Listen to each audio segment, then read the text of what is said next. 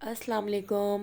आज मैं आपके लिए बहुत ही ज़बरदस्त उड़द की दाल गोश्त की रेसिपी लेकर आई हूँ। ये हमारी ट्रेडिशनल डिश है। पहले ज़माने में हमारे ख़ानदान में ये डिश शादियों में बनाई जाती थी, जो सब बहुत मज़े ले लेकर खाते थे। तो मेरी नानी के हाथ की ये डिश इतनी पसंद की जाती थी कि सब उंगलियां चाटने पर मजबूर हो जाते थे।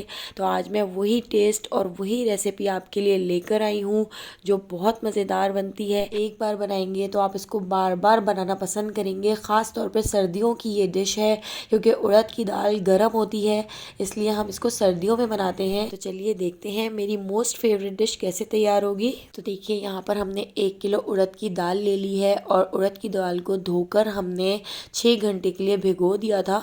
तो मैंने रात में इसको भिगो दिया था और मुझे सुबह इसको तैयार करना था। 3 से 4 घंटे भी आप इसको भिगो कर रख सकते हैं। तो देखिए यहाँ पर हमने इसको धोकर 6 घंटे के लिए भिगो दिया था, तो हमारी यहाँ पर दाल सोख हो चुकी है। तो देखिए ये उड़द कितने ज़बरदस्त से लग रहे हैं और कितना ज़बरदस्त सा इसका कलर लग रहा है।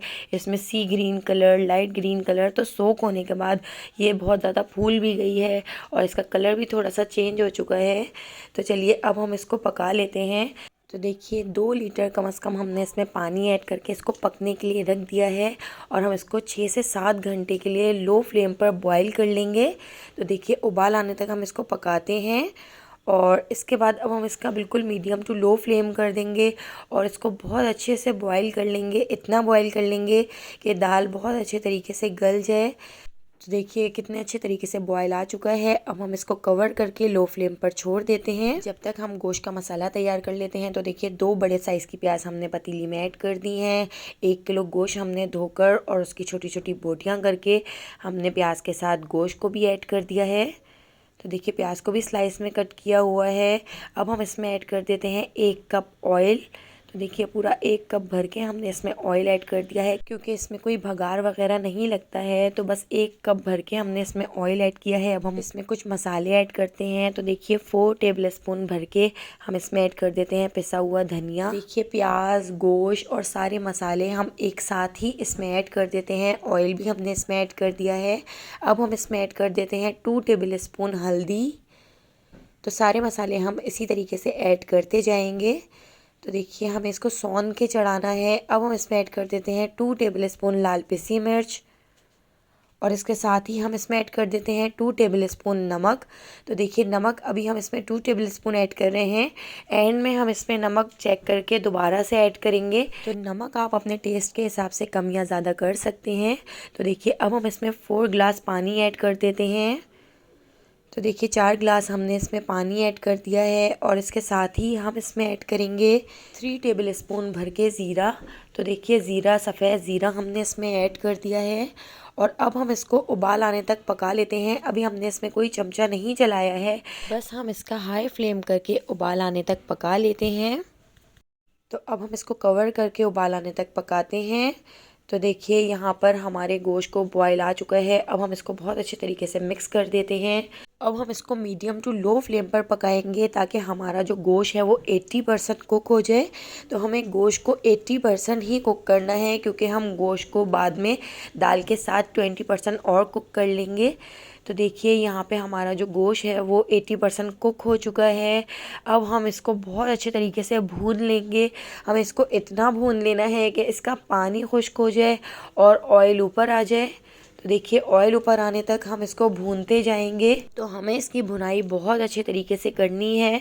इतना भून लेना है कि ऑयल बहुत अच्छे तरीके से ऊपर आ जाए। तो आप देख सकते हैं हमारा जो गोश्त है वो भी 80% कुक हो चुका है। तो यहाँ पर हम अपने उड़द चेक कर लेते हैं। तो देखिए उड़द भी बहुत अच्छे तरीके से गल चुके हैं। 6 घंटे तक हमने उड़द को बहुत अच्छे तरीके से गला लिया था। और ये देखिए यहाँ पे हमारा जो गोश्त है वो भी बहुत अच्छे तरीके से भुन रहा है। हमें इसका पानी खुश्क कर लेना है। तो देखिए दोनों स्टेप हमारे यहाँ पर कंप्लीट हो चुके हैं। दाल भी आप चेक कर सकते हैं बहुत अच्छे तरीके से गल चुकी है।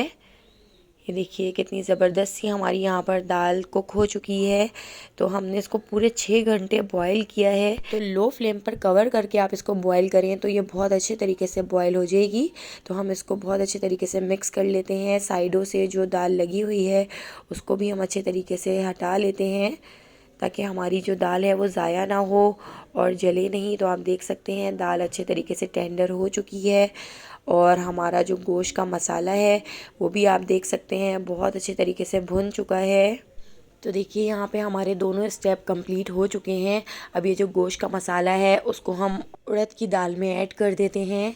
तो देखिए बिल्कुल अच्छे तरीके से हम इसको उड़द की दाल में आराम से बिल्कुल ऐड करेंगे, क्योंकि हमारा जो गोश्त है वो भी गर्म है और उड़द की जो दाल है वो भी गरम गरम है। तो बिल्कुल एहतियात से हमने इसको उड़द की दाल में ऐड कर देना है। तो देखिए पूरा मसाला हम अच्छे तरीके से साफ़ कर लेंगे और साफ़ करके हम बहुत अच्छे तरीके से उसको उड़द की दाल में डाल देते हैं। और अब हम इसको बहुत अच्छे तरीके से मिक्स कर लेंगे। इतना मिक्स करेंगे कि उड़द की दाल और गोश्त सारी चीज़ें यकजान हो जाएं।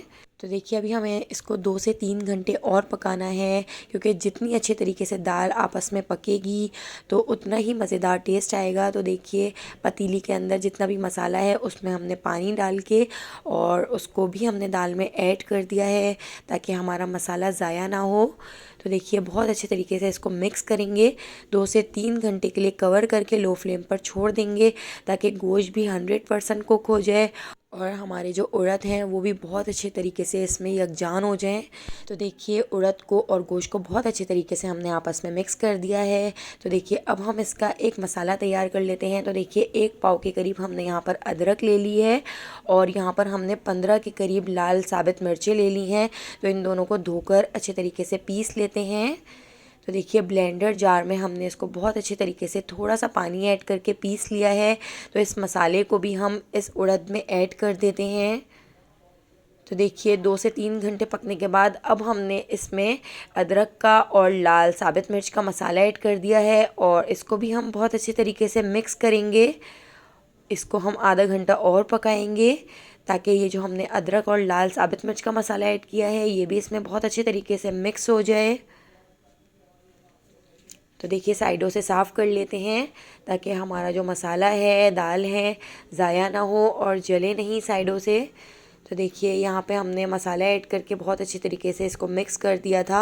ब्लेंडर जार में भी थोड़ा सा पानी ऐड करके इसमें ऐड कर दिया है ताकि हमारा जो अदरक और लाल साबित मिर्च का मसाला है वो ज़ाया ना हो।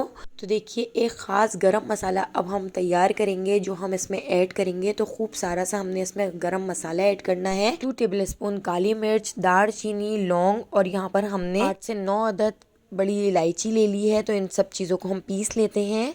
तो देखिए बिल्कुल पाउडर फॉर्म में हम इनको पीस लेंगे।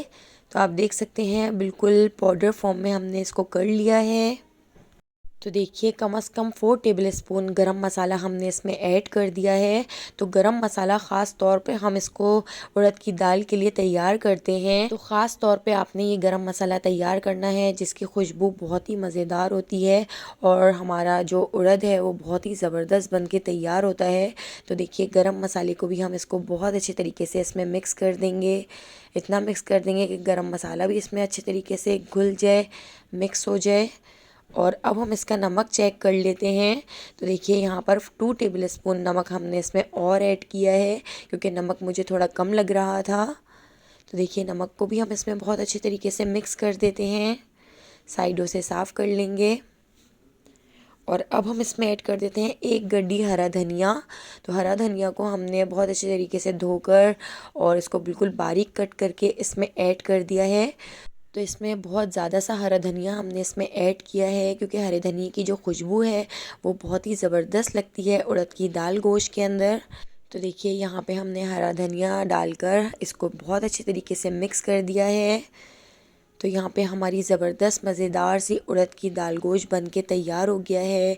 एक बार आप इसको ज़रूर ट्राई करके देखिएगा, ख़ास तौर पे सर्दियों में। रेसिपी पसंद आई हो तो लाइक कर दीजिएगा, कमेंट करके बताइएगा, मेरे चैनल को सब्सक्राइब कर दीजिएगा, बेल आइकन को प्रेस करना बिल्कुल भी मत भूलिएगा। तो अब हम इसको कर लेते हैं डिश आउट। तो यहाँ पर सबसे पहले मैं अपनी प्लेट तैयार कर लेती हूँ क्योंकि मेरे तो मुँह में बहुत ज़्यादा पानी आ रहा है। तो हमारे यहाँ ये दाल चावल के साथ भी सर्व की जाती है और चावलों के साथ साथ तो मुझे बहुत ही मज़ेदार लगती है। तो देखिए भर के हम चावलों के ऊपर इस तरीके से उड़द की दाल डाल देते हैं और हमने इसमें किसी किस्म का कोई बघार नहीं लगाना है। हम इसमें ऊपर असली घी डालकर खाते हैं। तो देखिए इस तरीके से प्लेट में हमने असली घी इसके ऊपर डाल दिया है। असली घी से बहुत ही ज़बरदस्त टेस्ट आता है, बहुत ही ज़बरदस्त उड़द की दाल के अंदर खुशबू आती है। यहाँ पर मेरी प्लेट तो तैयार हो गई है। बाकी की उड़द की दाल गोश्त में डिश आउट कर लेती हूँ। तो देखिए यहाँ पर हमने डिश में भी उड़द की दाल निकाल ली है और डिश में निकालने के बाद देखिए ऊपर से हमने खूब सारा इसमें घी ऐड कर दिया है। यहाँ तक मेरी वीडियो वॉच करने के लिए बहुत बहुत थैंक यू सो मच। आने वाली वीडियो तक मुझे दीजिए इजाज़त। अल्लाह हाफ़िज़।